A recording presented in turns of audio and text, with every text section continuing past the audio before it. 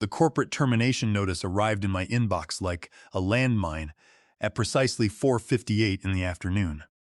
But before we arrive at that exact moment of calculated corporate betrayal, let me walk you back through the quiet events of an afternoon where the air inside our headquarters first turned toxic. It was December 30th, 3:47 in the afternoon. I was sitting alone inside a sterile, windowless conference room located on the fourth floor of Vantage Dynamics headquarters. The room smelled of lukewarm burnt coffee, whiteboard marker fumes, and a drooping string of plastic holiday garland hanging from the frame of a magnetic presentation board.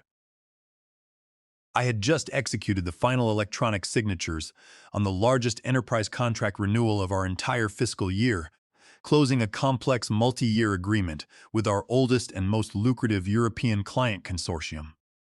The transaction spanned enterprise operations across 11 separate countries, integrated 23 global corporate accounts, and guaranteed an ongoing recurring revenue stream that represented over 40% of the company's projected balance sheet growth for the upcoming fiscal calendar.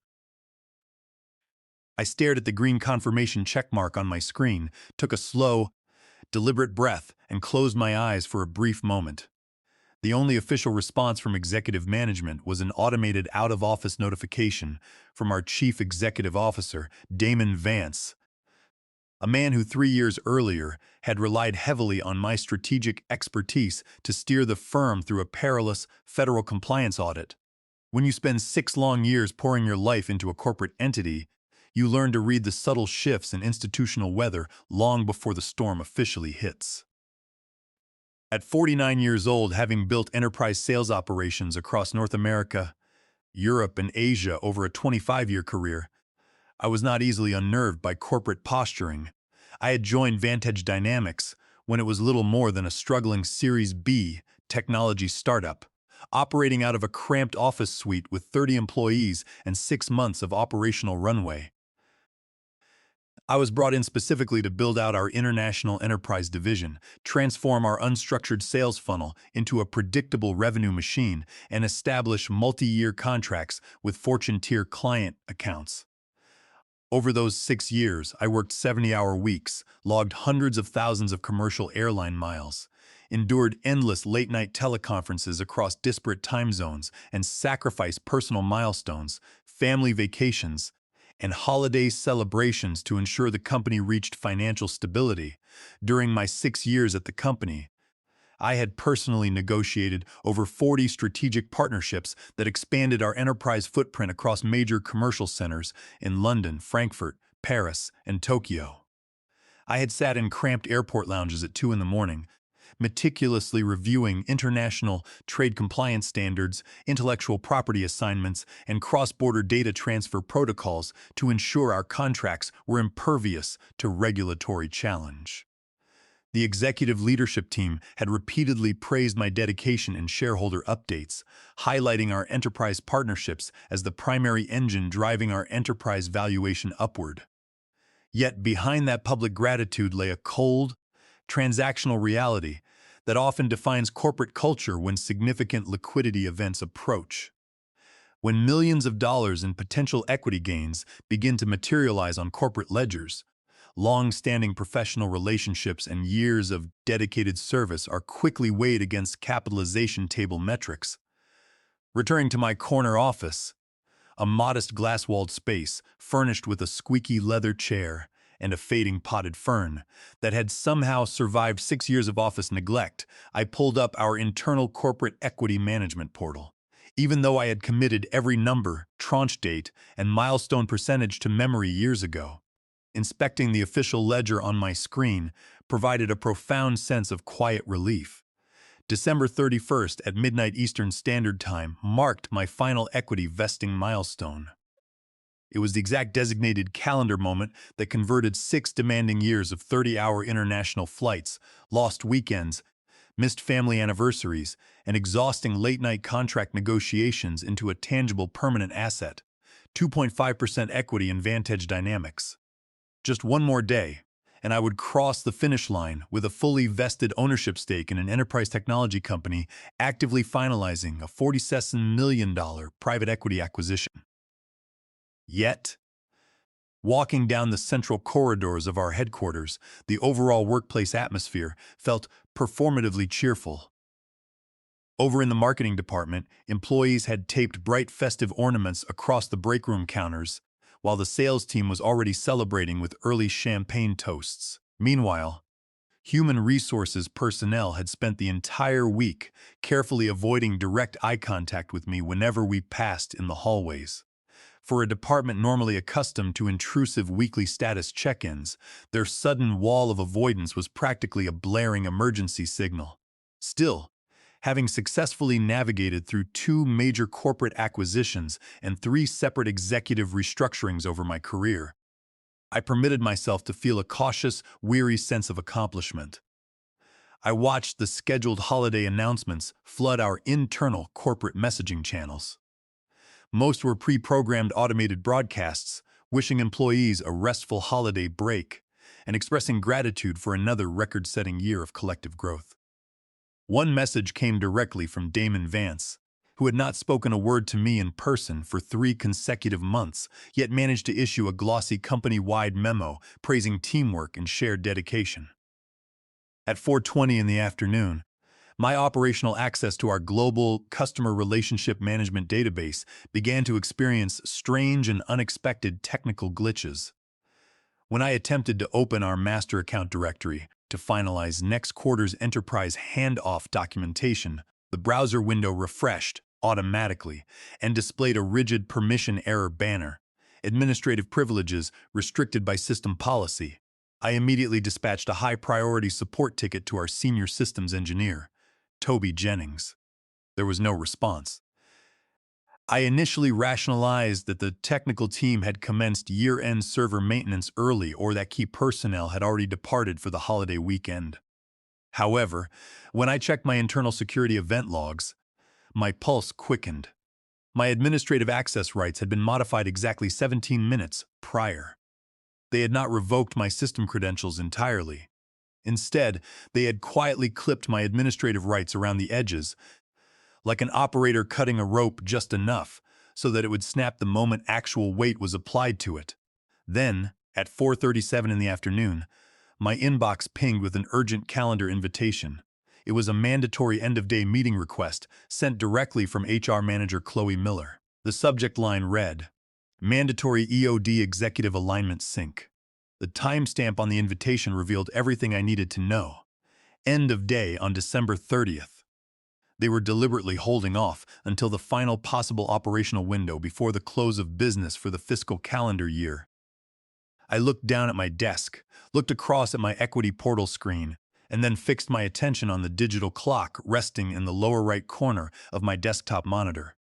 4:58 was approaching rapidly, but so was Section 11C of my original Series B executive employment contract, a powerful legal clause that current leadership had long forgotten, but one I had kept at the forefront of my mind for 6 long years.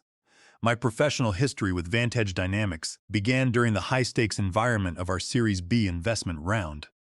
6 years ago, when the enterprise was burning through operational capital at an alarming rate and struggling to maintain enterprise client retention, Damon Vance had personally recruited me.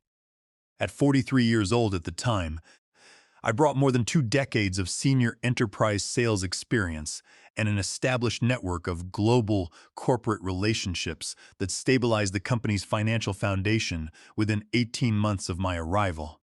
Because the young enterprise was desperate for experienced executive leadership, I insisted on comprehensive legal protections.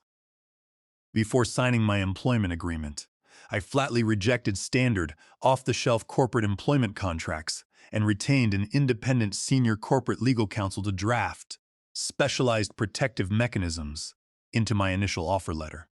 Chief among those provisions was Section 11C, a sophisticated acceleration and liquidated penalty clause specifically engineered to safeguard senior leaders against predatory corporate dilution tactics prior to major liquidity events. Understanding corporate governance and executive compensation dynamics requires recognizing how rapidly institutional gratitude evaporates when substantial sums of capital are involved. Over the subsequent 6 years, as Vantage Dynamics expanded from a struggling 30-person outfit into a dominant enterprise software company, targeting a $47 million acquisition. Corporate leadership altered dramatically.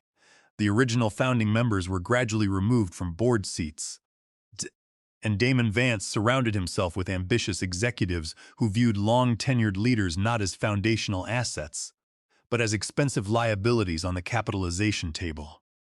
With our upcoming merger valuation reaching $47 million, my 2.5% equity stake represented over $1,175,000 in direct equity value, excluding future acquisition liquid multipliers. To a chief executive determined to maximize personal performance bonus pools and satisfy private equity investors, terminating my position meant reclaiming millions of dollars in equity value that could be reallocated among executive allies. I recalled the exact day 6 years ago when I sat across from our founding legal team during initial contract negotiations. The startup was operating under severe cash constraints, and their executive recruiter had attempted to lock me into a standard at-will employment template with basic 4-year vesting schedules.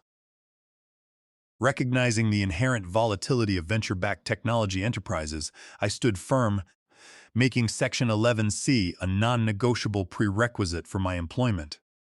My personal legal counsel spent 3 days debating corporate attorneys to ensure the acceleration language was comprehensive and legally airtight. The clause was specifically crafted to neutralize any attempt by future executive leadership to exploit timing technicalities or use manufactured restructuring excuses to strip away hard-earned equity right before milestone dates. At 4:47 in the afternoon, when Chloe Miller's meeting notification popped onto my screen, I remained completely unflustered. Instead of reacting emotionally, I opened my secure encrypted cloud storage, pulled up my original signed Series B employment agreement, and meticulously reread every sentence of Section 11C. I forwarded the entire digital PDF document, including all initialed schedules and legal addendums, to my personal off-site email account. I generated 2 separate encrypted physical backups on external drive storage. Then, with deliberate and methodical precision, I transmitted a silent copy of the agreement to Audrey Becker, our senior financial analyst and official corporate board secretary who maintained all institutional compliance archives. I attached no explanatory notes, no emotional commentary, and no subject line, just the raw, legally binding attachment. At 4:56 in the afternoon, I stood up from my desk, adjusted my jacket, and walked down the quiet, carpeted corridor toward the Executive Human Resources Suite. The building was noticeably quiet, save for the hum of the climate control system and the faint sound of festive music floating up from the main lobby below. The meeting took place inside a glass-walled conference room overlooking the central courtyard. Seated across the polished mahogany table were HR Manager Chloe Miller and Chief Executive Officer Damon Vance. Chloe sat with a thick manila folder resting before her, her hands gripping a pen so tightly her knuckles appeared pale. Damon sat with his arms folded across his chest, maintaining a rigid posture of corporate authority, though his eyes repeatedly darted toward the wall clock. "Thank you for meeting with us on such short notice, Grant," Chloe said, her voice sounding thin as she attempted to project a professional demeanor. I remained standing near the door, declining the chair she gestured toward across the table. She slid a single printed document across the table toward me, as if handling something hazardous. "This document serves as your formal notification of executive termination, effective immediately, under our year-end corporate restructuring plan. Please note the official timestamp recorded at the top of the page for administrative compliance." I looked down at the document. Printed in bold black ink was the timestamp, 4:58 in the afternoon on December 30th. Exactly 2 minutes before the official close of the business day, and roughly 30 hours prior to my final equity vesting milestone on January 1st. They believed they had executed a masterclass in corporate cost-cutting. By terminating my employment prior to midnight on December 31st, they assumed my unvested equity tranche would automatically forfeit back to the corporate equity pool without triggering severance liabilities. Damon Vance leaned forward, resting his elbows on the table, expecting me to argue, plead, or display visible distress. Instead, I picked up the paper, verified the printed timestamp, and looked Chloe Miller directly in the eyes. "Thank you for putting this exact timestamp in writing," I stated in a quiet, deliberate tone. Chloe flinched slightly, visibly unsettled by my total lack of agitation. Damon scowled, clearly frustrated that his orchestrated power move had failed to evoke an emotional collapse. "We will require your security access card, building fob, and company hardware." Immediately, Chloe added hastily. I unclipped my building badge from my belt, placed it neatly on top of the termination letter, and set my laptop beside it. "I have already cleared my personal belongings from my office," I replied smoothly. "I wish you both a quiet holiday weekend." Without waiting for a response, I turned on my heel and walked out of the suite, leaving both executives staring in silent confusion. Stepping into the cold evening air of the parking lot at 5:01 in the afternoon, my personal phone buzzed in my coat pocket. It was a company-wide holiday email from Damon Vance sent to all staff members. The broadcast read: "As we conclude another extraordinary fiscal year, we celebrate our strategic organizational realignments and look forward to leaner, more agile growth in the coming year." Standing beside my vehicle in the gathering twilight, listening to the winter wind blow through the pine trees, I let out a quiet laugh. They believed they had outmaneuvered a 49-year-old Enterprise veteran by playing games with an office clock. They had no understanding that by executing my termination at 4:58 p.m. on December 30th, they had triggered an unyielding legal mechanism. The Section 11C of my Series B contract was explicit, unambiguous, and legally binding. Drafted 6 years earlier, under established United States contract law principles and corporate equity governance standards, the clause stated, "In the event that the employee experiences an involuntary termination without cause occurring within 72 hours, preceding any scheduled equity vesting milestone, all unvested equity shares held by the employee shall immediately be deemed fully vested as of the notice date. Furthermore, the company shall incur an immediate liquidated damages penalty equal to 200% of the scheduled tranche valuation, calculated at the prevailing fair market value as established by the most recent formal valuation event or active acquisition agreement." The legal philosophy underlying Section 11C was anchored firmly in statutory employment protections and general contract jurisprudence. Under the landmark principles of American contract law and corporate securities standards, clauses of this nature serve as crucial protections against predatory corporate behavior. When a corporation enters into an equity compensation agreement with a senior executive, there exists an implied covenant of good faith and fair dealing. This fundamental legal doctrine dictates that neither party shall act in bad faith to intentionally deprive the other of the fruits of the contract. Furthermore, federal statutory protections, such as the Worker Adjustment and Retraining Notification Act under Title 29 of the United States Code, Section 2101, establish strict notice standards for corporate layoffs and restructuring events. The legal weight of Section 11C was bolstered by decades of established corporate precedent under state contract law and federal equity governance frameworks. Under prevailing judicial standards, contractual provisions establishing liquidated damages and acceleration triggers upon involuntary termination without cause are strictly enforced when unambiguous. Furthermore, corporate attempts to evade equity vesting through calculated termination timing have consistently been struck down by federal courts as egregious violations of the implied duty of good faith. By attempting to execute a low-cost dismissal 2 minutes prior to 5 p.m. on December 30th, executive management had unwittingly provided the exact evidentiary timestamp required to establish both statutory noncompliance and contractual breach. The executive team had proceeded under the reckless assumption that my employment relationship was governed by the Standard Employee Handbook, revised 3 years prior.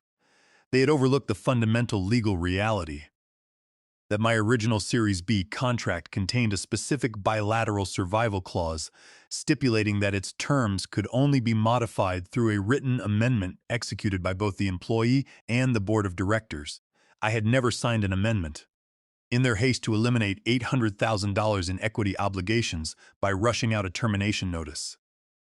2 minutes before 5 p.m., they had triggered automatic full vesting of my 2.5% equity stake, alongside an enforceable 200% cash penalty tied to our active $47 million acquisition valuation. When I returned home that evening, I refrained from calling attorneys or firing off confrontational emails. I knew precisely how corporate audit procedures and legal due diligence operated. The moment outside counsel conducted their pre-merger review or board members inspected year-end liabilities, the contract would surface with undeniable force. I poured myself a warm drink, sat in my study, and watched the snow accumulate across the driveway. I had dedicated 6 years of my life to building Vantage dynamics, navigating severe market shifts, securing key accounts, and maintaining operational excellence. I had delivered immense value, and they had attempted to reward me with a cheap ambush 2 minutes before quitting time. Now contract law was preparing to deliver complete financial accountability. Meanwhile, internal electronic discovery files would later reveal that the ambush was anything but a sudden operational restructuring. 2 days prior, on December 28th at 6:42 in the evening, Damon Vance had sent a confidential email to Chloe Miller, copying the chief financial officer and internal counsel. The subject line read, Q4 Expense Optimization, Project Halloway. In that message, Damon explicitly instructed, if we deliver Grant's termination notice prior to close of business on December 30th, his final equity tranche will fail to vest, saving the company substantial cap table dilution ahead of the buyout. Ensure HR completes the paperwork time-stamped before 5 p.m. Friday. That email represented an irrecoverable corporate error. Under federal legal standards governing the implied covenant of good faith and fair dealing, as well as statutory employment protections, terminating an executive specifically to deprive them of earned equity compensation constitutes bad faith termination. Not only had Damon Vance executed the termination within the prohibited 72-hour window established by Section 11C, but he had also created an unassailable digital paper trail demonstrating intentional bad faith. The snare was set, and executive leadership had marched straight into it, with total confidence. On January 2nd at 9 in the morning, the mood inside the corporate headquarters of Vantage Dynamics was heavy. The holiday decorations had been cleared away, and the executive board assembled in the central fifth-floor boardroom for the annual year-end financial review and buyout progress meeting. Present at the conference table were major institutional investors, private equity representatives, Damon Vance, Chloe Miller, and an independent legal auditor named Evelyn Sharp, who had been retained by the buyer group to audit corporate compliance records prior to executing the final acquisition contracts. Damon Vance opened the meeting with his customary bravado, wearing a custom suit and displaying his signature confident smile. He loaded his digital slide deck, presenting a slide titled Executive Compensation and Operational Efficiency Wins. He spoke with high energy, pacing across the front of the room. We took aggressive, decisive action at the end of Q4 to optimize our operational cost structure, Damon declared smoothly. By eliminating redundant senior positions within our enterprise partnerships group, we reduced forward liabilities and protected our equity capitalization table from unnecessary dilution as we enter the final acquisition phase. Evelyn Sharp, seated near the head of the table with a thick binder of historical executive contracts open before her, adjusted her reading glasses. She was an experienced corporate attorney in her late 40s, widely respected for her meticulous attention to detail and uncompromising compliance standards. She cleared her throat, interrupting Damon's presentation. "Excuse me, Damon," she said, her voice calm, clear, and commanding immediate attention across the room. "I am reviewing the historical agreement files for our former Senior Vice President of Enterprise Partnerships, Grant Halloway. Did internal legal counsel review his original Series B executive contract prior to issuing the December 30th termination notice?" Damon offered a relaxed gesture, smiling toward the board members. Grant's position was eliminated under standard corporate restructuring guidelines, Evelyn. His termination was finalized on December 30th at 4:58 p.m., prior to his scheduled January 1st vesting milestone. The unvested equity automatically reverted to the corporate pool under standard protocol. Evelyn Sharp did not smile back. Instead, she flipped to page 14 of her document binder and looked directly at the board chairman. I am looking at Section 11C of Mr. Holloway's original Series B agreement, signed 6 years ago and never legally amended. It contains an explicit acceleration and liquidated penalty clause. If Mr. Holloway is terminated without cause within 72 hours of any scheduled equity milestone, all unvested shares immediately accelerate to fully vested status. Furthermore, the contract mandates an immediate 200% valuation penalty payable in cash or equivalent liquid funds upon a change of control. The room fell into complete, agonizing silence. The air seemed to vanish from the boardroom in an instant. The board chairman, a veteran private equity investor with 30 years of board governance experience, leaned forward slowly, his expression hardening. "What did you just say?" he asked, his tone flat and dangerous. As Evelyn Sharp systematically walked the board members through the contractual documentation, the atmosphere inside the boardroom turned increasingly hostile toward Damon Vance. The lead representative from our principal private equity investor leaned forward, resting his hands on the mahogany table, and demanded to know why internal legal counsel had failed to flag the Series B agreement prior to authorizing the termination notice. Internal legal admitted under direct questioning that no independent review of legacy executive contracts had been performed, as management had falsely represented that all senior staff were bound strictly by the revised General Employee Handbook. The board chairman expressed profound indignation, emphasizing that Damon's reckless maneuvering had not only imperiled a $47 million acquisition deal, but had also exposed individual directors to personal legal liability. Evelyn Sharp read the entire contractual clause, line by line, into the official meeting record. Then she pulled up the official capitalization table audit record that had been uploaded automatically to the secure board portal at midnight on January 1st. Because Mr. Holloway was terminated on December 30th at 4:58 p.m., his termination occurred exactly 30 hours prior to his vesting milestone, well inside the 72-hour contractual window.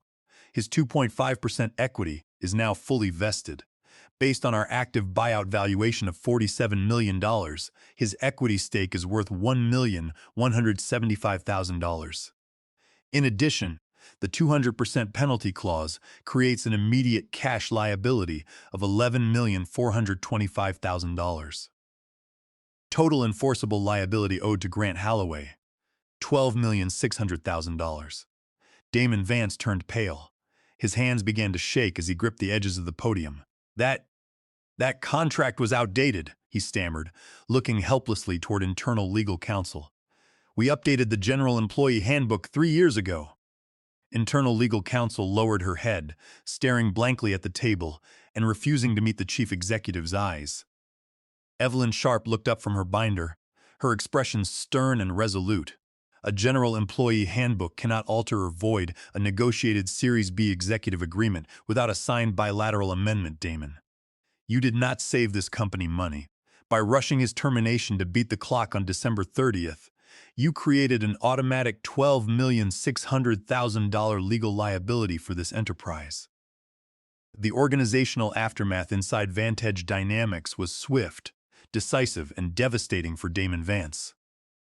Within 2 hours of Evelyn Sharp's formal presentation, the board of directors convened an emergency executive session without Damon present. Electronic audit logs were subpoenaed, and the December 28th email from Damon Vance ordering Chloe Miller to terminate my employment at 4:58 p.m. was brought to light. The board chairman was incandescent with rage. Not only had Damon created a $12,600,000 liability on the brink of a $47 million buyout, but his explicit, written instructions to evade equity vesting exposed every board member to individual shareholder derivative lawsuits for gross breach of fiduciary duty. By 3 in the afternoon on January 2nd, The board voted unanimously to strip Damon Vance of all executive authority and place him on immediate administrative leave pending formal termination for cause. Chloe Miller was quietly escorted from the corporate premises by security personnel after internal compliance audits revealed she had assisted in concealing contract documentation. The lead investor group issued a binding directive: satisfy the Holloway contractual liability immediately in full, or the entire $47 million acquisition agreement would be formally terminated. On the morning of January 3rd, at precisely 9:41, I was sitting on my back patio enjoying a quiet morning coffee while watching the winter sun illuminate the horizon. My personal phone chimed with a notification from my financial institution. An incoming wire transfer of $12,600,000 had posted to my account, bearing the transaction description: contractual settlement and equity acceleration, Vantage Dynamics. There were no drawn-out courtroom battles, no media statements, and no frantic legal counteroffers. The contract terms were indisputable, the documentation was flawless, and the board had no legal alternative but to disburse every dollar owed prior to finalizing their corporate sale. I opened my laptop and logged into my professional network account one final time.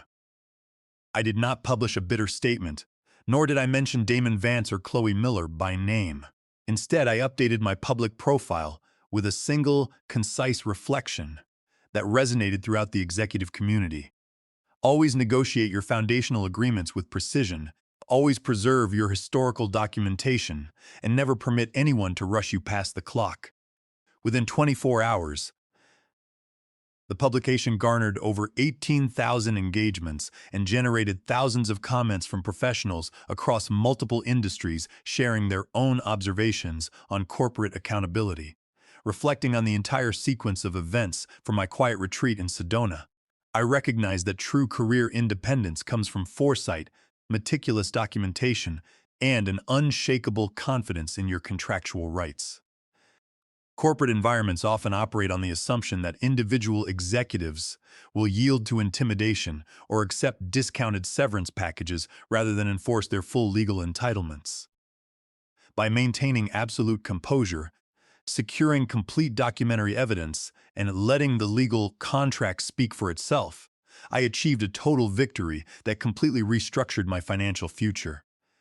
The $12,600,000 settlement secured my complete financial freedom, allowing me to dedicate the remainder of my life to meaningful pursuits, personal wellness, and guiding the next generation of ethical business leaders. Later that month, I finalized my personal affairs, closed my local accounts, and relocated out west to a private property nestled near the red rocks of Sedona, Arizona. At 49 years old, with $12,600,000 securely managed in conservative growth portfolios, I retired permanently from corporate life.